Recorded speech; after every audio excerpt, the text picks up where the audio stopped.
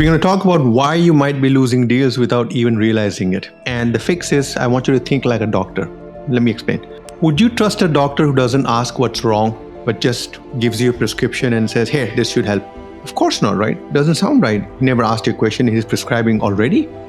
But in sales, this happens every day.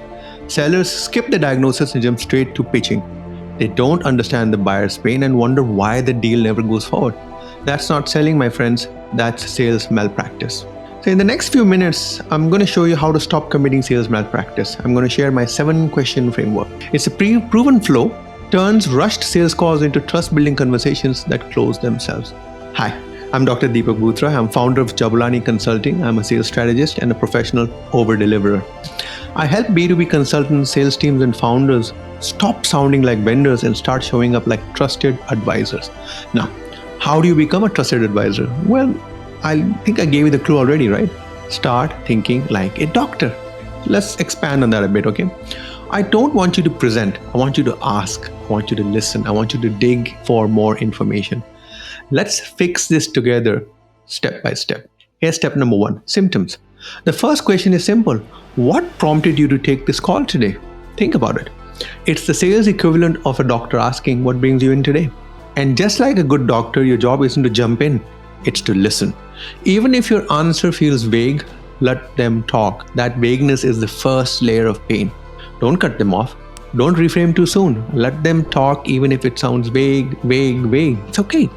Vagueness will pass. Say less, nod. Let silence do some of the work. Pausing is important. If they say things aren't working, follow up by saying, tell me more about that. The more they speak, the more they sell themselves on the problem. Step number 2, timeline. Once your buyer has shared their symptoms, what do you think a doctor would say to a patient? When did this start, right? You're going to do the same. Ask, when did this start? Why? Because pain tolerated over time turns into something bigger. Resentment, urgency, frustration. Aha, compelling event. If it's a problem they've been dealing with for months, they're quietly screaming for help. If it's recent, ask, what made it urgent now? If it's old, ask, why hasn't it been addressed before? This shows them how much discomfort they have normalized. This is important. Step 3, frequency.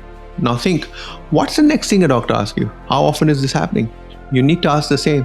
How often does this happen? Let me elaborate a bit here. So you got a cough once a year, no big deal. A cough every morning for 6 months, now that sounds a bit different, isn't it? Same in sales. Frequency is a multiplier. Once a quarter, daily, across departments. A weekly hiccup was a nuisance, right? A daily one is going to be chaos. Now let's tie this all back. So if this happens 3-4 times a week, what's that costing you in time, morale, or customer experience? Now you're not just identifying a problem, you're quantifying the pain. Voila. You're showing them that this is just not annoying, it's actually expensive, draining, and risky. Very risky. Step 4, pain scale. Once you know how often it's happening, a doctor's next question is simple. On a scale of 1 to 10, how bad is the pain? Same in sales. Ask, on a scale of 1 to 10, how big of a problem is this for you?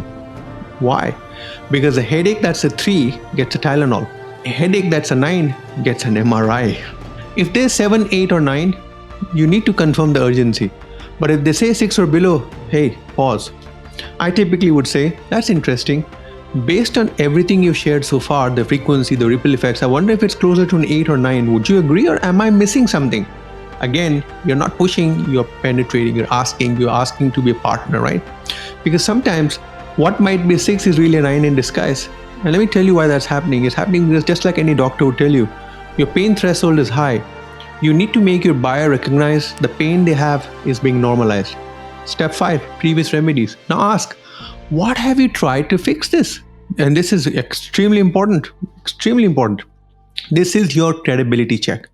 Just like a doctor needs to know what medications, therapies, or home remedies a patient's already tried, you need to discover if they've wasted money, time, or effort and where they're disillusioned. That's critical. This is not the time to bash your competition. So don't jump in. Oh, how did that work out with them? Oh, they're bad. No. Here's the thing. When they say it didn't work out, they're actually inviting you to give them a better answer, not critique someone else. Now you're not another vendor, because now your job is to give fresh perspective.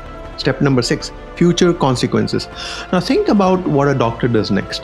They explain what happens If you don't treat it, you need to do the same. Ask, what happens if this continues? But let me be clear, this isn't to scare them. It's because that future can happen. And that future could be missed revenue, burnt out teams, top talent walking out, customer churn, lost market share. Hey, we're not being dramatic, we're just being honest. Your job is to hold up a mirror, help them connect the dots, because buyers don't change just because they understand the risk. They change when they feel the risk. Feel the risk. Your job is to diagnose a threat they can't afford to ignore. Step 7 is a very simple commitment scale. The final question is, on a scale of 1 to 10, how committed are you to fixing this? This is where most sellers blow it. They hear the pain, jump straight into solutions, but here's the truth. Pain without commitment, that's just a false positive. Now, if they say 7, 8, or 9, great, you're ready to explore next steps, right? But what if it's a 6 or below? Don't hesitate, just pause and ask a simple question. What would need to be true for this to feel like an 8 or 9? Your job is not to push, your job is not to pressure. Your job is to let them show you what's missing themselves, to let them sell themselves on the change, because when they tell you, they're actually giving you the roadmap for you to close the deal. Think about it. So let me leave you with this. Sales is not about saying the right thing. It's about asking the right thing. Top sellers don't push harder. They probe deeper. They diagnose like doctors. So next time when you're on a call, skip the slide deck. Pick up your questions and go be the doctor. Hey, buy a stethoscope, right? Bye-bye.